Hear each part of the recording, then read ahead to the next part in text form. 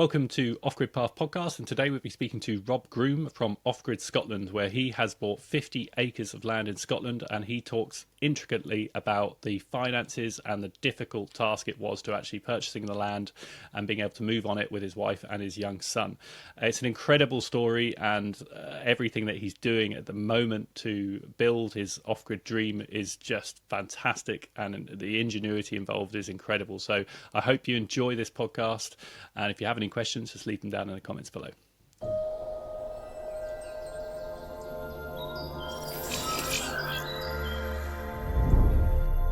The Off-Grid Path podcast.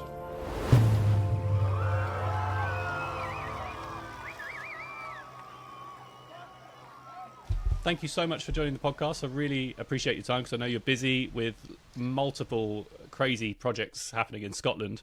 And I found you on YouTube, and I'm really glad I found you on YouTube because your channel's fantastic. And I'll put links and everything below to your website and YouTube so people can find that. And I'd implore people to check that out because it really goes into detail, your entire process as it's happening and kind of live almost. Kind of the ins and outs, like, you know, there's no kind of filter added. It's just, this is what it takes to do what you're doing. So is it right to give people just a bit of a background about what you are doing, you know, sure, up in Scotland? Yeah, so we bought a piece of land in the Low Highlands in Scotland. We bought it about 4 or 5 months ago, but we had to finish off some business we were doing in the Midlands before we moved up here. So we actually got it a little bit earlier. We saw it 12 months. We saw it a while before, but it took quite a length of time to buy it. We've got 50 acres, and it's split into sort of 2 sections. So we've got a sort of house plot where we're planning to do the house and the growing and the workshop and stuff like that. And then we've got a larger plot, which is where we're going to be focusing on rewilding, so replanting the trees and trying to bring that back as much as we can over the time that we're here, which the intention is forever. We haven't bought this as a short-term plot. So we've got 50 acres. Currently there's no house, and there is electricity, so if we wanted to connect to the grid, we could, but it was always our choice not to. So a couple of people have noticed in our videos there are pylons running through our property, which is a dead giveaway, but we're not connected to them, and we're not going to. So we are off-grid, and other than the electricity, there's no water through the road, because there's a road also at the front of the plot. There's no services through that, so there's no mains drainage, no water, no internet, no nothing. The only thing we have available to us is power, which we haven't connected to and aren't going to. So that's that. We're living in a static caravan at the moment for the short term, whilst we deal with planning permission for our house.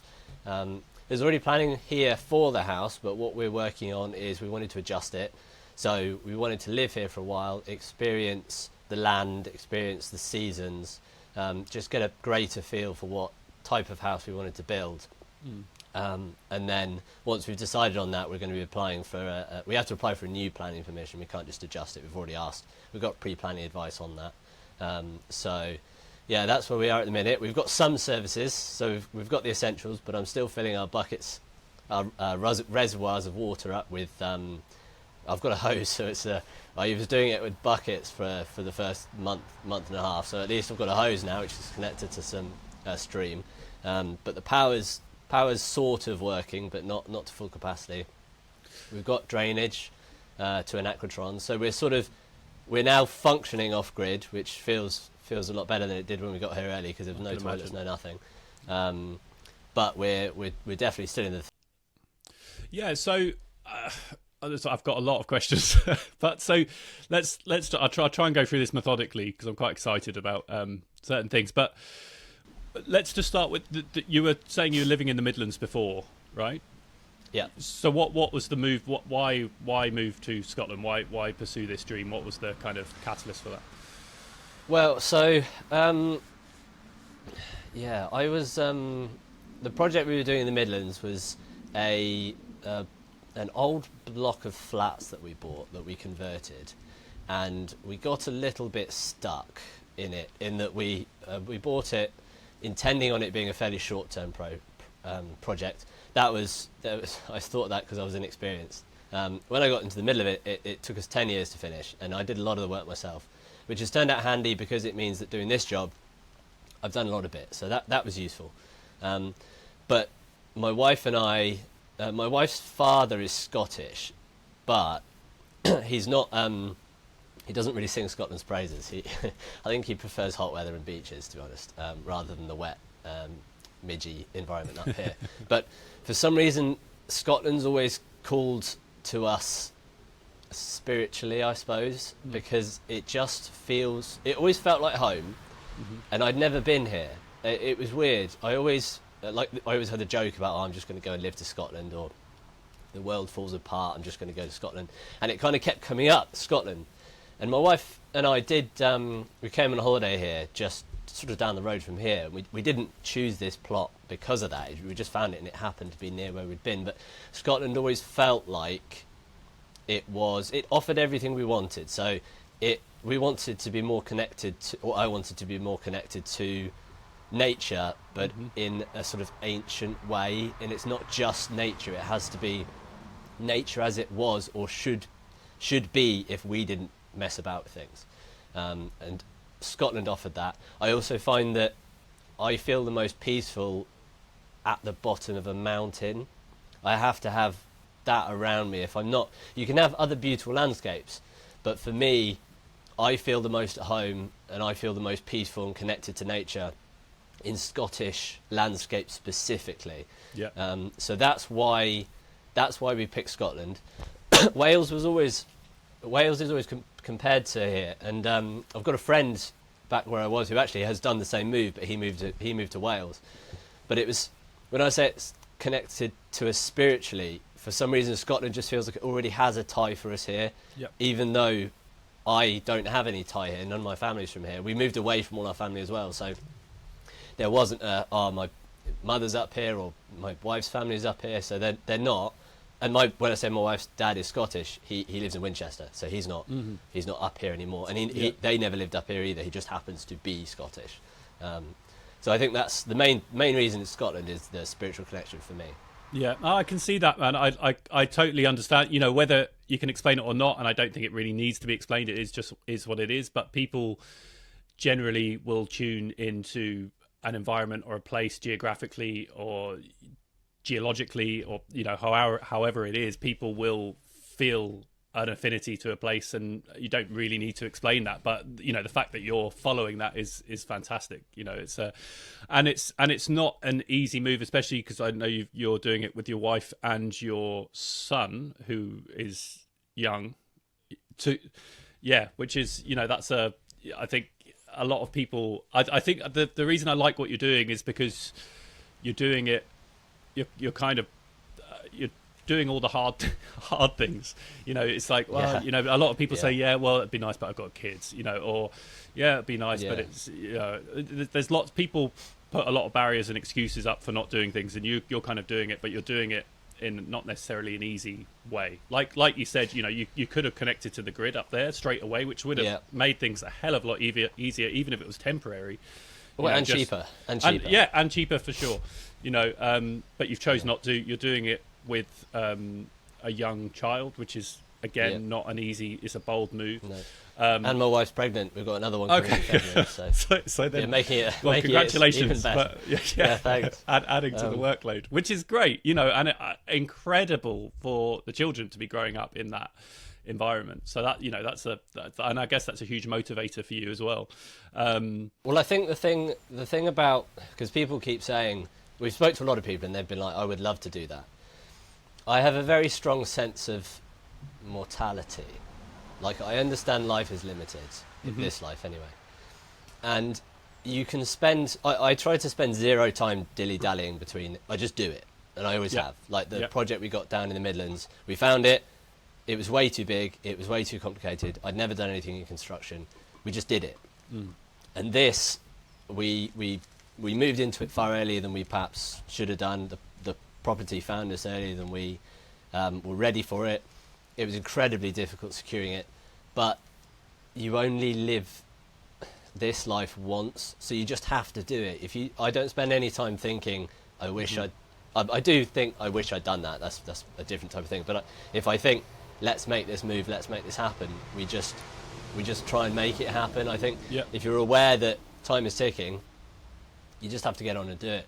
Yeah, and I think that's great advice, and you do have to be bold. And this, what I've done here, is not on the same level as you, but I had zero experience, and that was scary. And then, actually, you make mistakes, and I've made a ton of mistakes, but I've really learned a good lesson through doing, multiple times over, and I won't make those mistakes again. But what I realise is actually, you look at something, if you don't have any knowledge in it, it looks like a kind of dark science. You think, well, I can't do that. That's way beyond me. That's an expert, and actually everything is fairly simple. Once you kind of look at it in a methodical, kind of pragmatic way, and you do your research, you think, well, actually, this isn't that hard. And that was a huge light bulb moment for me. I thought, well, actually, I can do this. This isn't for people who are doing that as a job. I can, and worst case scenario, you do it. If it doesn't work, then you get someone in to do it. That's the worst case scenario you're looking at. You might have wasted some time and perhaps some money, but you've kind of realised your limitations there. So, if you take power generation as an example of that, like when you say it sounds like a black magic, and then when you get into it, I think something I realised here, other than solar, because solar is a black magic, if you want to generate power, all you have to do is spin something. Right, that's sure. It.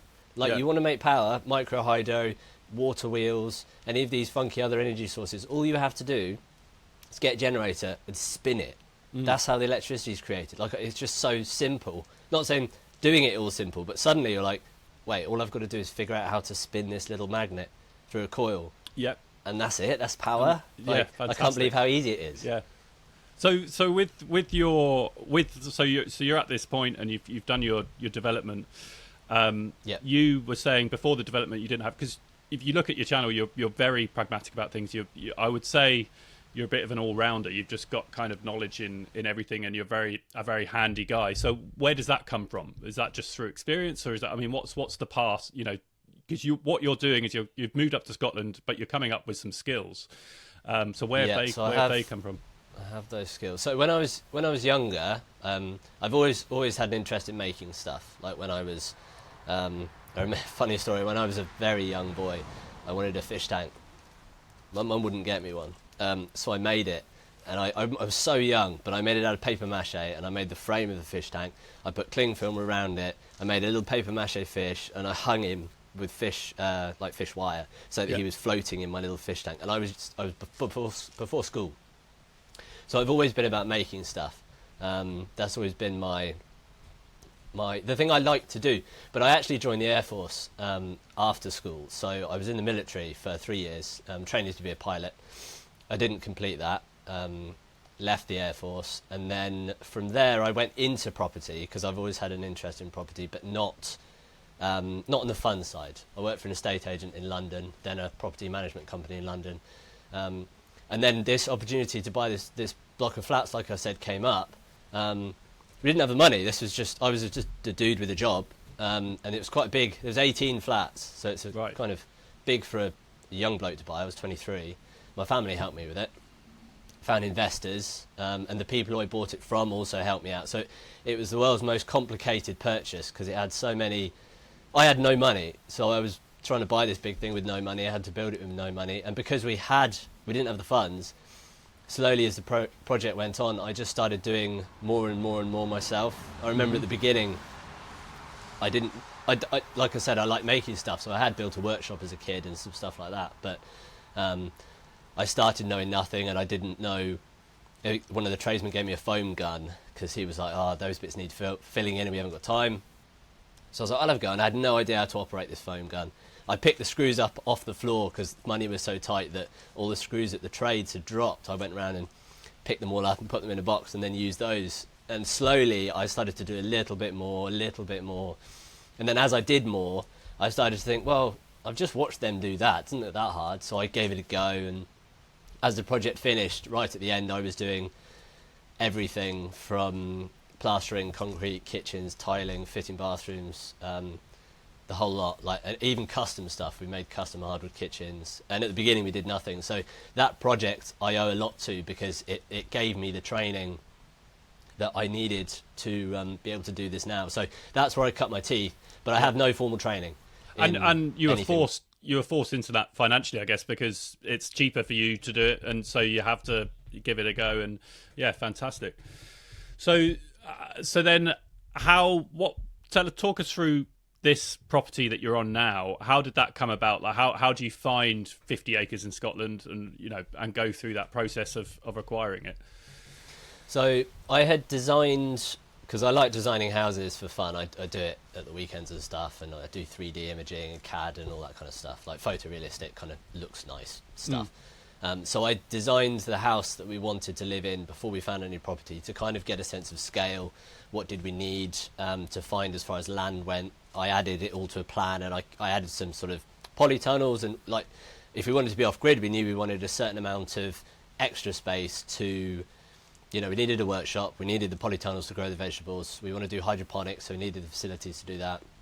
So I came up with a minimum size that we needed, and that was somewhere between 5 and 10 acres. Right. And my wife and I were looking, we use Rightmove to find our properties, because we're not here, so we can't like drive around and then offer the farmer some money for some fields and stuff. We were not finished, so we sold the flats that we were doing in the Midlands, and we weren't in any way ready to buy a property in Scotland, but we were just kind of getting a sense of price, what kind of areas, and we were originally looking at a slightly different area to this. We were looking at Perth, because it seemed a little bit better connected. And in the end, I said to my wife, we'll just stop looking, because if we find the right one, for me in the past with all kinds of things in life, if I find the right one, whether that's a car, whether that's a house or something, I'm just like, if it's right, we have to move on it. I don't let those opportunities go. So I said, stop looking, because we're not ready. We have no money, zero. Right. Like, we so had all our money financially, you're not ready. When you financially say not ready, yet, we were definitely ready. Yeah. But financially, what we'd done is we spent all our money on the building we were converting, and it was only the very last few flats. We built some houses as well. We did 4 houses while we were there. That was sort of eco. They had a living roof, but nothing on this scale. So anyway, we'd had all our money in the building, all of it. Like, we were in a really, really tight position. Even just existing there, that was difficult. So my wife continued going on Rightmove, didn't she? And this property popped up, and it came in two different plots. So one plot was the house plot for sale, which was 200,000, and it had planning permission on it for a contemporary sort of 4-bedroom house thing on it. It looked all right. And then the second plot was 100,000, which was the 45 acres up the hill. So we're in a valley. The house plot is in the bottom of the valley, and we've got a river that runs through it. That bit was 200,000 with planning permission approved. And the other bit, 45 acres, is sort of up the hill and then along it by about 1 kilometre. So it's quite long, and then perhaps narrower. So she found those two, and it was just, she showed it to me, and I was like, it's way more than we were looking for, but the price was really attractive. And we were specifically hunting for somewhere with no grid access, because we didn't want to pay. We looked at somewhere with houses already, and we were like, well, we're going to pay a premium for something that's got a property on already. We're then going to have to knock it down. We don't want the grid, which means if you find somewhere without the grid, hopefully the price will be cheaper. So this one was off-grid enough, and the pylons, to be honest, were a bit annoying because they run through the middle of the plot, but the price was right, and the lack of water was certainly turned everybody else off. And it was exactly what we wanted, and it was in a slightly different area, but it was actually classed as Highlands, and something for us, like the Highlands, feels like a really cool place to be. It was my wife's birthday, and we flew up here. We gave my son to my mum, flew up here and back in one day, so that was a long trip. But while we were here, we'd offered on it, and up here, solicitors, you have to buy through a solicitor. So the solicitor does the negotiations for you, and he puts the offer in, and you have to pay over what it's listed as. So we put a bid in at 320, and we had to go for both plots. Because we were like, I can't. What we wanted it here. We wanted the space because we wanted the freedom, and we didn't want neighbours, but not because we don't like neighbours. Because I don't want to feel bad about making noise and agitating other people. So if I want to make a blacksmith's forge, and I want to start blacksmithing on an anvil, I don't want to feel like I can't because it's 6 in the morning or it's Sunday afternoon. So that's why we didn't want neighbours. And the idea of having this plot but not the land up there, we wanted it complete. And the planning has been approved up there for reforesting. I don't know if you need planning for that, but that's what the sales package said. So it was just too attractive for us. We were up here on my wife's birthday, and we got the phone call while we were here saying our offer had been accepted. So it was a super special time for my wife and I. Yeah, I can imagine. But then the panic of how on earth we were going to buy this thing, because we were like, yeah, we want to buy it. No money, zero. Yes. In fact, probably negative, because we had everything in the big building. So, so there has to be great news, but some. I mean, there's a mix of elation and then dread, but there has to be some kind of conscious thinking to, like, we're making an offer. There must have been some kind of ideas running around in your head of how we can do this. Otherwise, you just can't make an offer. Do you know what I mean? Yeah. Well, no.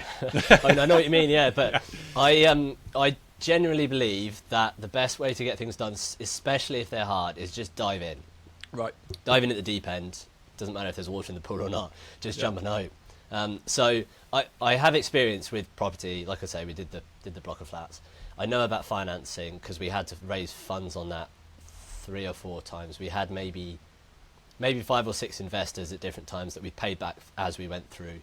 So I do have experience with making things happen, and I believe that if it's the right thing, I believe in fate to a degree, and this property just felt right. It kind of struck that right chord. So we made the offer trusting that I could make it happen. We didn't even have the deposit, right? It's not that we had 10 or 20% and we had to finance the rest. We had nothing, zero. And we had debts and problems with the construction that we were doing, and we were selling it at the time that the interest rates were going up. So everything was, we had sold 4 to 6 of the flats at one point, all fell through in the same day because of the interest rate hike. So we were trying to raise the money to buy this place, and our business was it was a challenging time. All our money was sunk into it. So no, it was more like this is the way it's happening. Yeah. And if I put myself in this impossible position, I have to make it happen. So that was the way it just happened. Yeah. I didn't really have a solid plan. It was just, I have to make this happen. Like this is going to happen. And then from there, I worked through how to make it happen. I was wondering if could you talk about that, about how you made it happen? Because I think a lot of people find that interesting. I'm surprised looking at you. Your skin looks pretty good. I'm expecting more wrinkles from stress, but you must just manage stress pretty well. Rubbing my face in the mud here, I've done it all. How did we make it happen? So our exact position was we had, let's say, 4 to 5 flats left to sell. There was 18 in total. I think at that point I'd paid off most of our debts on the property. So we had Lloyds. Lloyds have been fantastic with our business. They lended to us 3 times. $500,000 the first time. We sold the flats, paid them back. 300,000 the second time. That's for the houses at the bottom. As we sold each one, we paid them back. And then the last one was for about 150 grand, and we paid them back. And then we got to a stage where the building had been completed. We'd sort of finished it, and we had, let's say, 4 or 5 flats ready to sell, but we'd spent the money, so they were done. So we were in the position where the building had the profit in it. I had a little bit of money to my family, like we weren't completely paid off, but as far as the banks were concerned, we'd paid them off, so there were no charges on the property. The way that we did this, and this was always a plan, was we built our own flat at the bottom, and I did it on the side and then moved into it and transferred the ownership to us. We managed to get a flat without a mortgage because we took a tiny little flat worth barely nothing. I then spent all my time making it into this very, very fancy flat. But I used raw timber with the bark still on it to make the kitchen, so it didn't cost very much to buy. Wow.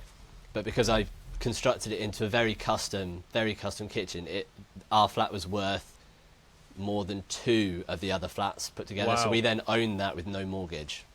Wow. Which was a big winner. But that wasn't, I'm not saying that because we had a lot. It was more that we just had this tiny room, and then over the 10 years I slowly built this thing into a really fancy flat. Yeah. And then it was just worth more. It wasn't, I'm not bragging about the money. No. That was our situation. And we lived in a lot of the other flats, and they were tiny before we'd finished them.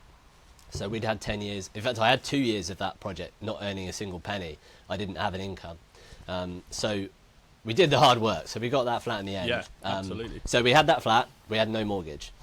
We had 4 4 to 5 flats unsold but completed with no charges on, and we had this property that we needed to buy, which I think we secured in the end for about 320 grand. The cost to us was far more than 320, but you'll see why with the financing. So I then knew that I had to do a couple of things, which was we wouldn't be able to sell our flat in time. Well, even if we did, we'd then be homeless. And I still had some work left to do, so we had to remain on that project for another 3 to 6 months. So I knew that I was going to have to raise funds on our personal flat. I hadn't constructed it with the view of raising funds on it. So we had building warranties on the main building. We didn't get it on our flat. And there were a couple of other certificates that I'd just never really done because I'd done it on the side. By that, I don't mean dodgy did it on the side. I mean, I was building it on the side. Yeah. But it meant that we'd never needed those because we never had a mortgage on that flat. So I then had to go through many hoops, and this was incredibly stressful. I maybe did 6 mortgage applications. Oh my Everyone gosh. kept coming back, failed. Oh my God. The building that we did was in a very challenging place. It was in a mixed commercial area. And I know this now. Perhaps if I knew all this stuff before we bought it, I don't know if we would have bought the building that we did, because it was just... I think they sold it to me because it was so hard to sell the flats for the people. The number of lenders that would lend on it was so small and boutique. So I went through 6 different mortgage applications and in the end secured one. And then they pulled out that they needed a warranty, which they said they didn't. So I then had to go and get this warranty retrospectively, which I managed to pull through. But the number of... And each mortgage application takes a certain amount of time with the inspections and the checks. So I'm trying to get this all done whilst the time is ticking on Scotland.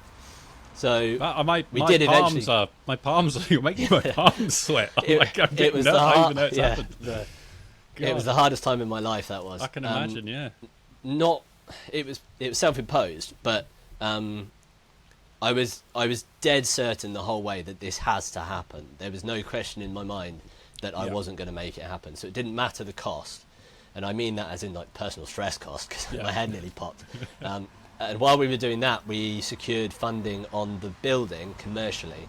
So we were able to get some lending for 50% of the value of the flats that we hadn't yet sold on a shorter term loan. And then when we sell the flats, that will then draw that loan down. So we got, I don't know if I can even remember how much it was. It was like 300 grand from that, 170 grand from the flat. But now I'm saying it, there must have been somewhere else that I had to pay off, because the numbers are greater than...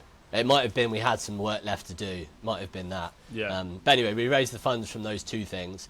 And then it got down to the last week of this purchase. And the solicitors that we were using had a bit of a ego trip.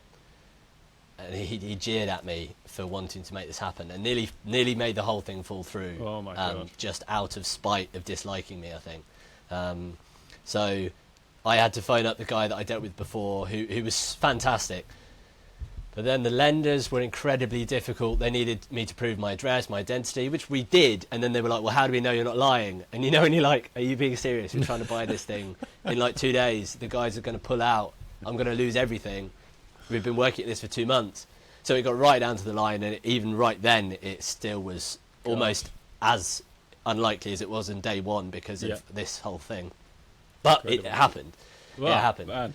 I mean, fair play. And the thing I like about that is this is what people, this is a big thing that people talk about. It's like, well, I'd love to do that, but I don't have £500,000, or there's lots of kind of excuses, and you're kind of testament to that. And people might say, well, yeah, you had a block of flats, but it's like, well, before the block of flats, you didn't have a block of flats, and you managed. That's a highly stressful thing just to do that, and so you put the time in, and it's possible. All with, and I'm not saying it's easy, because it's not easy at all, but the point is you can do it. And I just love that story that you put an offer on and you have no idea how you're going to pay for it, but it's no, didn't even have the deposit. Like I said, had no money whatsoever. Yeah, incredible. So now you've got this. I mean, I guess it's technically one plot now. I'd imagine. Are they joined together? Yeah, physically they're connected. Yeah, it was. I think what they did was they split it because they didn't know if people would want to buy 50 acres for 300 grand. So it's physically connected. It feels like the same piece of land. It's just for sales purposes they listed them as 2 different sales plots. So it's interesting. So basically, we're at this point. You didn't really want the house, but you didn't really want to be near neighbours from a personal point of view in terms of a noise level and all sorts of reasons, which I totally understand. So at this point, you're sitting on 53 acres in total, including the house plot. But so have you just ignored the house for the time being, or? Oh no, there's no house. There's no house. Oh, so it was when we were looking initially, sorry. we found some planning. houses and we thought we didn't want to buy one with the house because we'd have to knock it down. So here, Sorry, all that was here was a planning. sheep barn, which was falling down, and that was it. Just But sheep it had the planning, that's right. So it had the Yeah, but it had the planning. for Yeah, the for a house. house. Yeah, that's right. So that's kind of covered your planning. I mean, obviously you'd have to do a change of planning, but I can imagine that was received quite well if you've had planning put through before for a standard kind of 3-4 bedroom house. You're going in like, I want to make a passive house. This is, and in keeping with the land. So I imagine they were fairly favourable on that. Were they? Yeah, Or- we haven't applied for planning yet. We've applied for pre-planning advice, but we've kept the planners in the loop. We have applied for planning for the caravan because of a loophole. We needed, or no loophole. We needed to apply for full planning permission for our caravan because we needed the address and the bins and stuff. And so we've all the way we've been doing this, we've been saying this is a type of property we want. This is a heads up on the design change. So we've kept them in the loop, and we applied for proper pre-planning advice, which they basically said, yeah, we're open to a change of sort of house shape, but we'd like it to be in roughly the same place, we'd like it to be in roughly the same orientation. So they gave us some limitations that we have to work with, but Yep. the reason we picked this plot, the reason I said it was so perfect is because if it's got planning permission, we knew that we could build here. So I don't think we would have bought this same plot if it had no planning, because it's such a beautiful remote place that the likelihood of getting planning would be, I'd feel, very slim. So I think who got it did a super job in getting planning permission here already. Yeah, absolutely. So you and also, I mean, from your side, the plans to rewild and things. I mean, technically, you're going to probably increase the biodiversity of that, that 50 acres compared to what it is now. Which has got to really. I know Scotland are quite forward, as are Wales. England are quite behind on the times with that, but I know Scotland are pretty forward thinking with that, and there's quite a lot of emphasis depending on where you are. I think it will vary from region to region, but that they're definitely more environmentally conscious, I think, in terms of development. So yeah, good. Well, man, what a what a journey. So well, you're in, and you got in what, 5 months ago, or when? No, when we did actually you move moved up three months ago, but I was doing because it was a 8 to 9 hour drive up, and I drove up for sort of a couple of days at a time to get things ready, because it was so unlivable here that it was just in the middle of a field, basically. Like there was nothing. So I moved up and stayed in a tent for a couple of nights whilst I just got it. I had to build a room for all our furniture to be in so it didn't get damp, and I had to just make sure the caravan was here for my wife and son to move up. So I was up a little earlier, but not living here. I drove up and drove back home and drove up and drove back home. So we've actually been living here now for about 3 months. Okay, excellent. And just a quick segue, just what's on my mind. Like I think a lot of people, certainly couples, one person might have a really strong desire to move off grid and do something, but then the other partner may not. So how did that work with you guys? Was your wife, she had the same kind of vision and wants as you did, or was that more of a... I'm very lucky with my wife, because she's always been very supportive with all of my crazy ideas, and I have a lot of them. And she's not the kind of person that she's positive about everything, and she's excited for adventures, even though she might not necessarily pursue them as strongly as I do. So when I come up with the ideas, I can tell if she's excited or not. So with Scotland, we were always on the same page. Like, she was always like, yes, I'd love to move to Scotland. We had we felt quite guilty about leaving our families to come up here. That was why we didn't do it earlier, I think. But she was always on the same page there. And then when she was the one who found this property, I didn't find it, and she was excited when she found it. So I'm pleased in a way that she discovered the property, because I don't feel like I just dragged her up here. It's something that was all my idea. So yeah, she's definitely on the same page. She enjoys the lifestyle here is much. She's not quite as into the nature as me, perhaps. Like, I'll sit and meditate on a rock near a stream for an hour or two. She's not quite into it that deeply, but she definitely loves it here. She loves the people here. She gets on with the community very well here. So she's on the same page overall. We're just perhaps a little different in our approaches sometimes. Sure.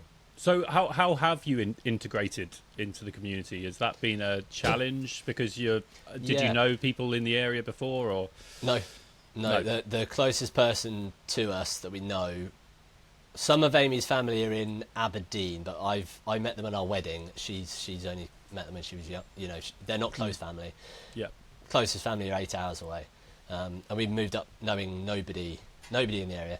But while I was here on my own, sleeping in the tent, which I'm a bit embarrassed about because I hadn't had a shower. And I mean, if you've watched my video on a day in the life of, I was showering in the river, and it was pretty rough. I enjoyed it a lot, but I had a bonfire just on the side of the barn, and it made me feel quite special because ancient men must have seen fire as a kind of welcome invitation to communicate with people. Because I had a bonfire and so many people stopped and they were like, "Oh, I've seen you having a bonfire. Are you?" And I was like, if I hadn't had the bonfire, people wouldn't have come say hello. So interesting. So is that stopping in their two car? Separate bonfires. Or walking? Yeah, stopping and pulling over. Yeah. I haven't had to go to anybody and approach and say, "Hi, I'm the new guy," because everybody's driven past and stopped. And the Scottish people are so... I thought they'd be gruff and angry and unwelcoming, which I quite like, because I might prefer that type of characteristic to being a bit too bubbly. But they're so welcoming. Really nice people. The farmer who owns the land just above us with the sheep and just past us, he comes by fairly regularly to say hi. He comes through our plot to gather his sheep back sometimes. Our neighbour, which is a castle just down the way, which is what this land used to be part of, the castle grounds. Not the actual guy who owns the castle, but there are a few other houses in there. We've been over to say hi to them, seen their builds, and then there's a lady across the road. So the people around us are more than a mile away in each direction. Where in that direction it's 15-minute drive to the nearest house.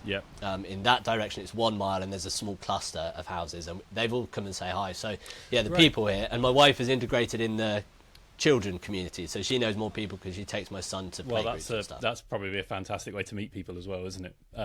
Well, that's interesting because, from your side you want to integrate, but also from an established community side that are already there, they want to see what you're doing and know that what you're doing is kind of to turn up and rub the...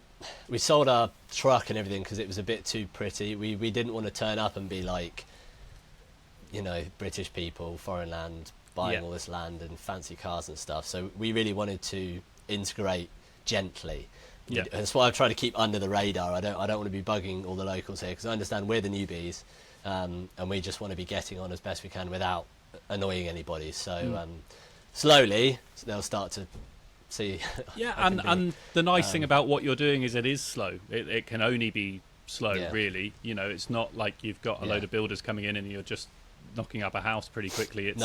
It's slow progress, and that's that's quite nice. And also I think I don't know, this might be generalizing quite a bit. I mean, I think especially in farmer communities and things like that, there's a level of respect where you are fairly self-reliant, you're doing things yourself, you're handy, and you're hardworking, you're grafting, and I think that brings a certain respect in those sort of communities, which is important. That and from the point of view that you're handy and you can help each other. That's important. Yeah, exactly. I mean, I made sure I drove past the farmer's sheep pen a couple of weeks ago, and the sheep were all running over the field, and I was like, I can't pass because I need the opportunity to demonstrate to the farmer that I'm handy. Look, I got your sheep back in for you. So any opportunity to try and bond. That's great. I love it.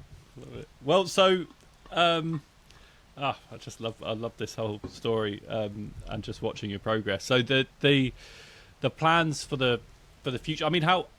Just quickly back on the finances. So you've got the plot. There's a mortgage on the plot now, or it's paid off? No, so it's always been really, really key, almost as important to us as being off grid is no mortgage. You can take it two ways, can't you? We could have more with a mortgage, as in we could have more property, bigger property, have it faster, higher. I say higher quality. It's not higher quality, but you can pay for fancy materials. But this off-grid lifestyle for me was all about freedom. And if you have a mortgage, you're not free. So I can't promise that we will never get a mortgage because circumstances always change. But it's been quite strong. That's why we busted ourselves trying not to raise finance on this property, because we could have got the deposit from, like, had a car, could have sold that, could have used that as a deposit, could have raised a mortgage on this property here. But I want to be free, and it's a bigger goal than just being off grid. It's a whole life, and that life for me has to be being unencumbered. I don't want anybody else messing around with the interest rates that affect. Well, I don't even know what the interest rates are right now, because it doesn't. I mean, it probably does because I still have stuff on the lodge, but I just wanted to be free, and having a mortgage just didn't feel right here. So it's a lot to have without a mortgage, but it means we've got no money for the house. So it's it's hard without a mortgage, but we don't have any lending on this property. It's completely unencumbered, is what they say, I think, in legals. Yeah, so that's my next question. So the you've got this amazing kind of position that you're in where you're mortgage free, but then you have to establish yourself there, which obviously costs money. You've got to need money to live, in varying degrees, obviously. So now, I mean, moving 8-9 hours away from where you previously were, how are you working right now, or you're just full time on the house, and how do you fund that?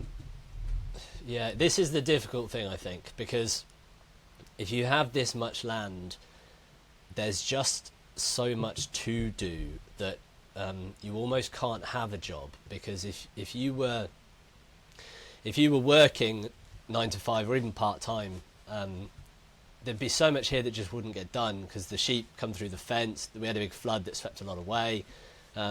Luckily, nothing critical, but I mean, yesterday you get up and you think you're going to start your day's work, and the water pipe has been dragged down the river, the inlet's been moved, and the more renewables we have with micro hydro and water wheels and things, the more that will need to be done with that. So it's a difficult one, because if you have a job, you can't look after this amount of land. But if you have this amount of land, you can't have a job, so where do you get your money from? So it is a challenge, and it's one that I haven't yet fully solved. We've still got the building in Corby as a going concern, so we're still selling those as we go through, but most of that money is chewed up with the financing that we got for this. So there's not a lot of money in there, but there'll be a little bit at the end, which we're hoping will be enough to build the house, which would be only possible because I can do it myself. If we had to pay for a house to be built, there's nowhere near enough money left. So with the income and what I do for my income on a monthly basis, I'm trusting in the system here, and hoping that if we're doing the right thing, as in the property found us and it feels like we're on our right path, usually the solution to that kind of thing shows itself to me. So I'm waiting for that. We've only been here 3 months, like I say, so we're doing the early stages, and if there is a need for me to get a conventional job, I've got a broad set of skill sets. I can do various things, and we've got some ideas if I have to not be doing this, but the idea is to be living off grid. And the mortgage was critical, because if we had a mortgage, you have a requirement to get a job, because you have to pay that £1,000 a month or whatever it costs. So no mortgage means you can drop your monthly income requirements way down and not need as much as you might do if you have finance to pay. So yeah, I'm still working out how we're going to generate enough income to make this work, but that's part of it here, I think. Yeah, and I completely understand that, with being off grid, and it is, like you said, it is a lifestyle, and it has to be a lifestyle, and I think a lot of people want to be off grid, but they might not fully appreciate the extra work involved to do that, and there is, there's maintenance to be done, and obviously the more land you've got, there's a hell of a lot of maintenance to be done. But the freedom that comes with it, I think, certainly financially, because I imagine really the only kind of compulsory bill would be council tax, and then it's really up to you in terms of what your monthly outgoings are and what you subscribe to and things like that. But that puts you in a position where, and depending on how far, and again, people have different takes on this, on how much they want to grow their own food and how easy, and I think with 50 acres it's possible to be completely self-sustainable, but that's again another drastic lifestyle change that demands the time and a lot of time. But there's for me, I think it's my ultimate goal is always a balance.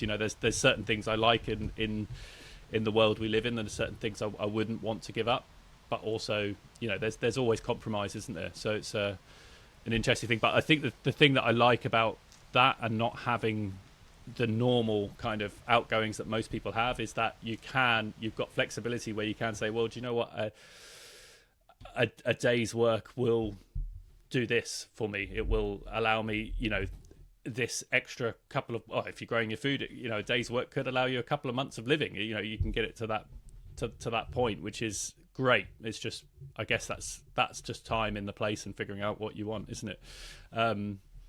Yeah, it's really, really fascinating. I love it. So, with the plans for the plot, because you've got 50 acres, which is more than you were initially bargaining for, and there's a really great video just on a sideline that you've done on the planning process and what you go through, and I'll see if I can put the link to that specific one, because it's really great insight into what you think, because there's so much, and you kind of touched on it before about when you were looking for land, and there's so many factors that you've got to consider for what you want. And you do have to take that really pragmatic approach to, this is what we want eventually, but we need to start breaking this down, and so you've ended up with 40 plus acres more than you expected, or more than what you needed. So how does that, have you kind of factored that in yet, or are you still kind of working that out for the factored excess? it into what we're going to do with it, or because I guess your initial plan, you were saying, well, we could have got away with 5-10 acres with what we initially planned, but now you've got an additional 40 odd acres over that. So does that change anything for you, or no? So the we're kind of keeping the plan with the extra land as it's specified in the planning. So we're going to be reforesting and rewilding it as best we can, and it kind of extends our plan a little further. So we didn't factor very much into our original plan of having a kind of wild area, because we didn't think that 10 acres would have enough. You can have some bushes and stuff on the side, but you're not going to be able to truly reintroduce any form of thick nature, because wildlife needs a certain amount of space to roam free. So we're going to be keeping all the rest of the land as wild land. We're going to be reforesting it with a range of species, which we're going to be working on planting up ourselves, growing from seeds in the polytunnels. Probably be buying some as well, because there's 35,000 trees that we need to plant to cover the area. So there's quite a bit, but there's already quite a good spread of nature here. We've got a lot of trees already, but they're all older and they're quite small, because I think the conditions here. So we're going to, and the next door neighbour to us, which is the castle, has the tallest tree in the country in his land, which means that there is, all our stumpy little trees aren't environmentally constrained. You can have big trees. So we're going to be planting a lot of species and returning that as best we can to the Caledonian rainforest, I think is what it's called. That's what we're going for. Interesting. Yeah, my partner, she's studying, doing a master's in land ecology and restoration at the moment, and she's really interested in kind of ancestry and our indigenous roots, which are kind of hazy, really, in the UK. But certainly it's a temperate rainforest in the UK, which he's really taken a shine to. And there's most of it's in Scotland. We've got a bit down here in the southwest. But that's really fascinating looking into that. And I really didn't have much knowledge on that. But there's a lot in. There's not a lot, but relative to the rest of the UK, Scotland has a lot of temperate rainforest, I think. I don't know if I've said that. It does. A lot of it's logging as well. That's opposite us up the hill. There's a lot of logging, like forestry commission forest, which is just spruce and larch, and I'm not sure on the exact species, but it's pine. And that's there's a lot of that around here, and there's sort of pockets of older rainforest. We're trying to collect the seeds, and it's quite difficult to find places that has enough seed to collect. So in looking into that, there are pockets of it. I think perhaps North Highlands there's a lot more, but we find that quite important to want to return it to the original. I don't know if you read the book Feral. Rewilding. That's George Monbiot, right? I've only just finished it maybe a week ago. So that's that goes into rewilding, and I mean, I'd like to reintroduce the animals that he talks about in that book, like wolves and beavers, but I think you need such a vast estate. So we're not going to be able to reintroduce any animals because I think our land is just too small to be able to provide any habitats for anything. Not necessarily. Well, with wolves, yeah, absolutely. That's always a contentious issue, isn't it? Because but beavers. I used to do a lot of wildlife documentary filmmaking, and we filmed some beavers down in Cornwall, and it was one of the first sort of beaver reintroduction programs, and they had that, so there was a lot of red tape and what they had to do and what they had to follow, and very stringent. And they fenced an area off, and it's fascinating. And it wasn't a huge area, so this is on a farm, and I imagine that you've got the capability with 50 acres to do that, because the fenced off area was not big at all. You could the length of river that we have is actually not. It does run the whole length of the property, but we only own a couple of 100 meters of it. It kind of goes in and then comes out, so we don't have. And it's quite a young river. We're quite near the source, so I would definitely introduce beavers, regardless of regulations. I think the world is theirs as much as ours. And and it's fascinating. Did you hear how they got out of Scotland? They just got released, didn't they?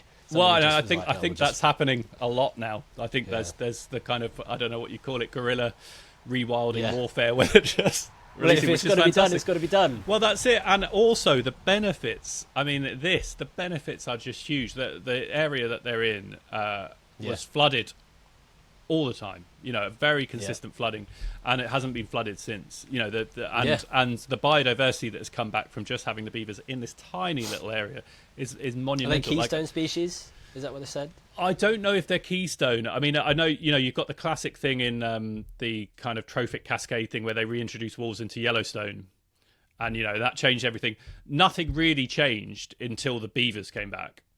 So the wolves, as far as I know, as far as I've read, the wolves have got the kind of hero status, but really the major change happened when the beavers kind of came into that equation, and then everything just went crazy. So, the wolves definitely. Well, if changed. I could, I would reintroduce beavers. It's an interesting. Yeah, it would be very cool. Can you just talk us through, because what you're doing? I wouldn't say radical, but you are. You're not going necessarily down the kind of mainstream, off-grid kind of. What's the word? Not appliances, but sort of methods. You've got solar array, but the other things that you're talking about doing. Can you just go into some of those? Because one of them, I've forgotten what it's called now. I haven't actually heard of. Battery. Yeah. Yes. Is that it? Yeah. Well, so part of the journey here for me, like I said right at the beginning, is I love making stuff, and I think sometimes if you're off grid, and some people have to do this. So I'm not. This is better than being on grid, right? But I personally, for me, I don't believe in just buying stuff and then it creates it for you. Part of the journey for me is to find novel solutions. To try and make this. I like to think about ancient man. That's where I try and connect myself to. Mm-hmm. And how would he have kept his meat cool?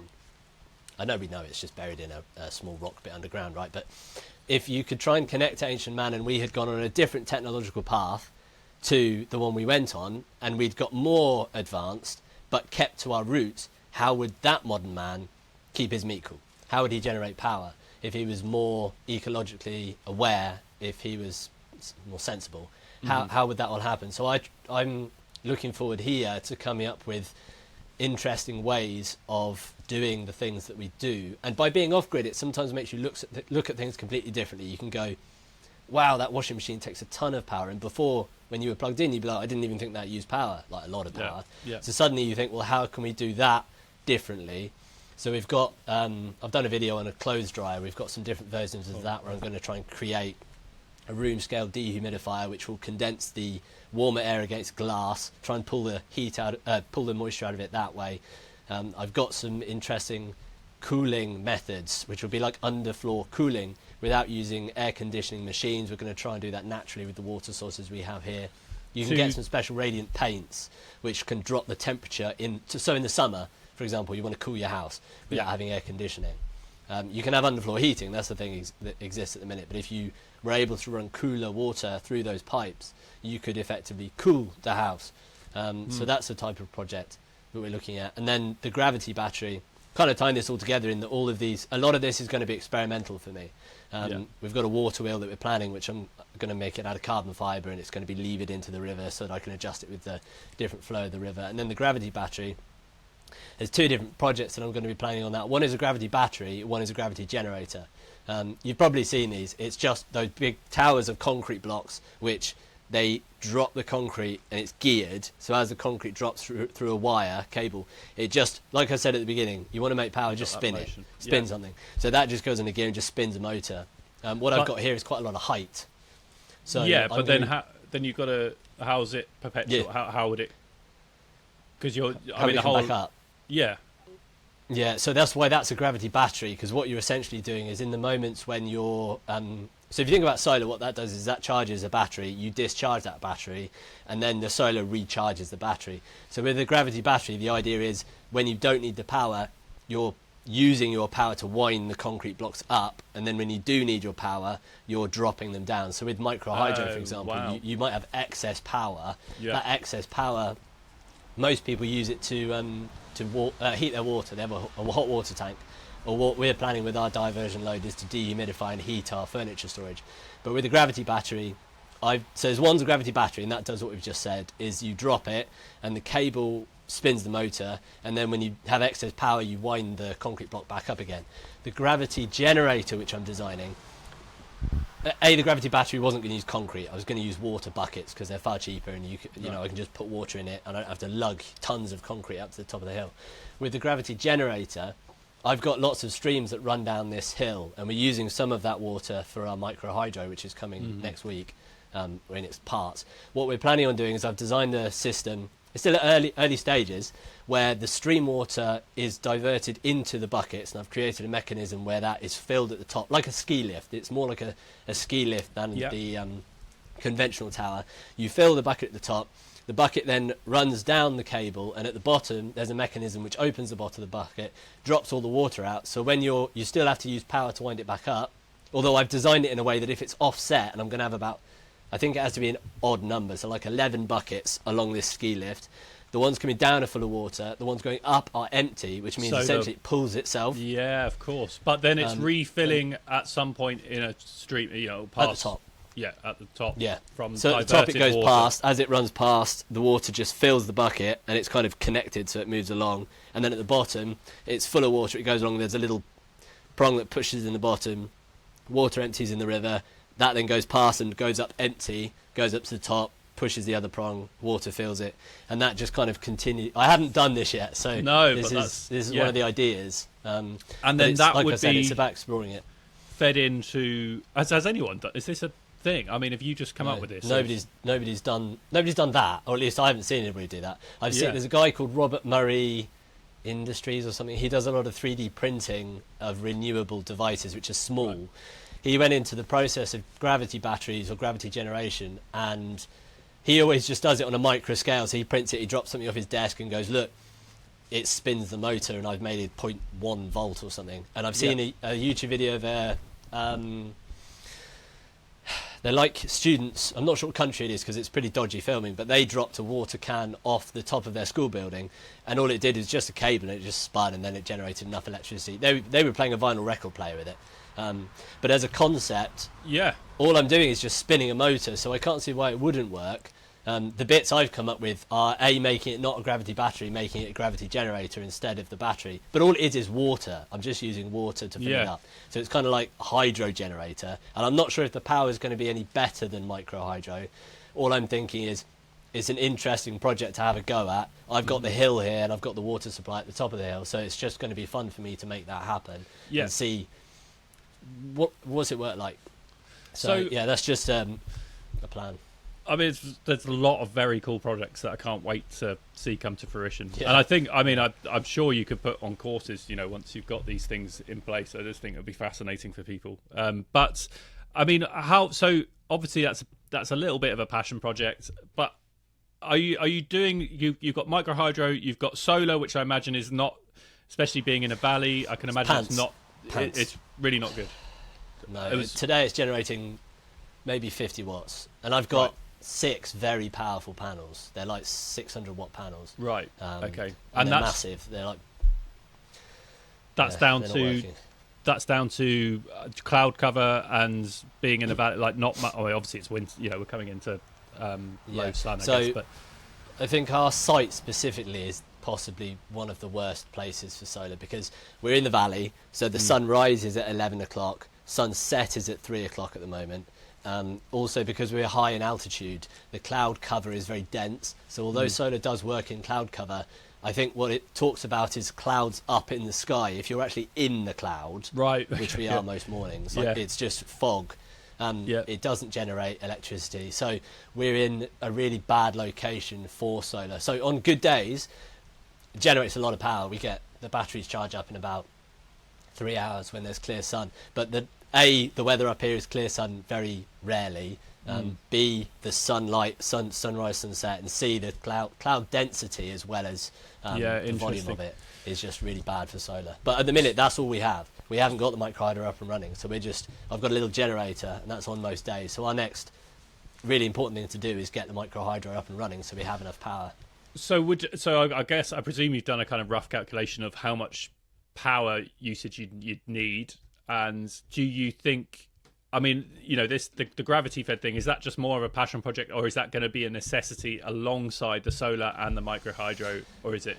No, so because it's quite complicated and you can't buy any bits for it, so I have to make it all by hand, and I'm not sure on the outputs. I know how much microhydro will output here, roughly. And will that cover your needs, do you think? Oh yeah, plenty. Oh, We've okay. got 10 streams that run across the hill. Each one of them puts out 3 or 4 litres a second. We've got 70 metres of head here. So we've got loads of water power.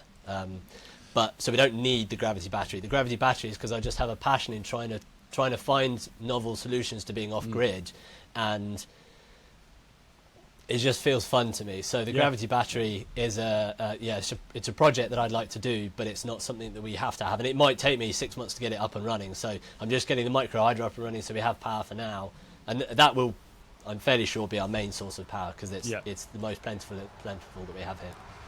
And that's 24/7, which is fantastic, and I'm sure there's plenty of rain. So it's it's going to be in very rare occasions you're going to get minimal flow down there. Maybe peak summer in a drought for 6 weeks or whatever. But then the solar will be working. So but exactly, great. So you got that side of it. And wind, have you considered wind, or are you just not? Yeah. So the wind here is also pretty bad.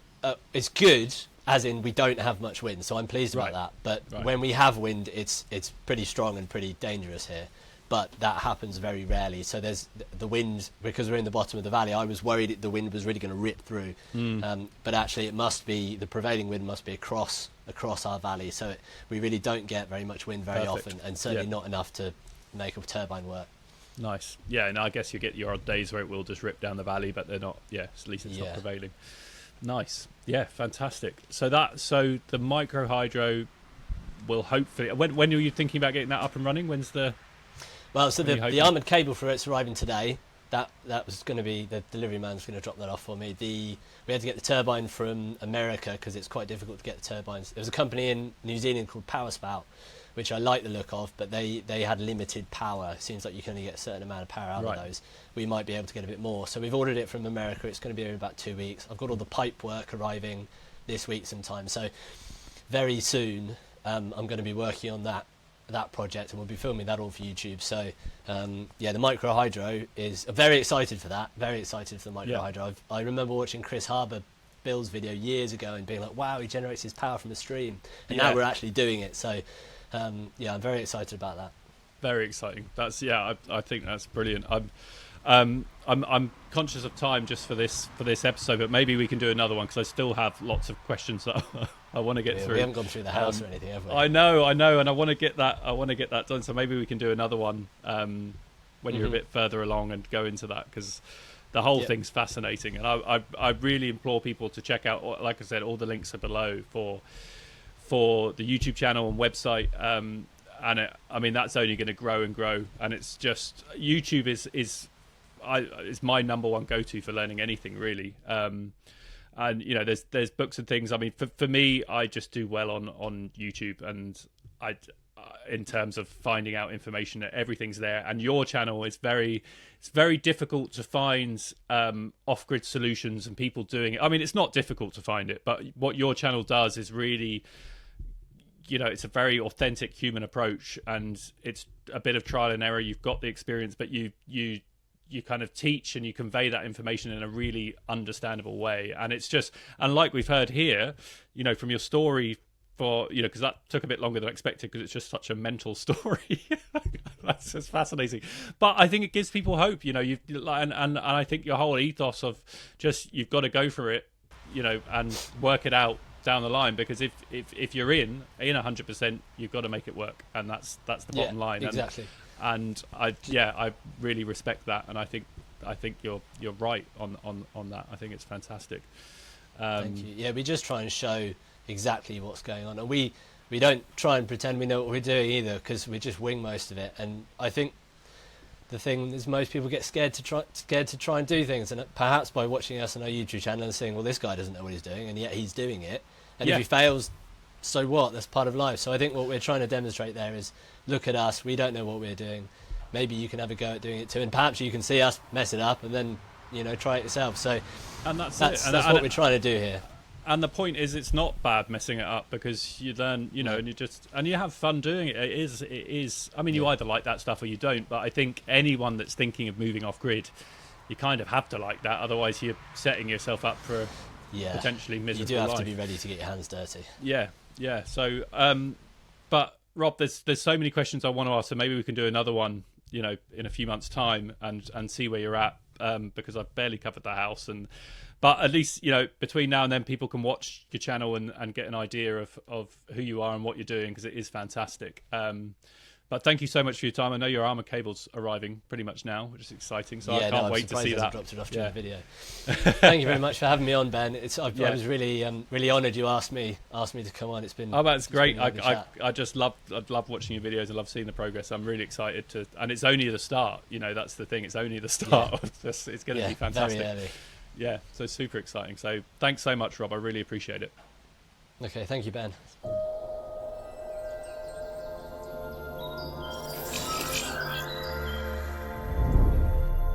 The Off Grid Path podcast.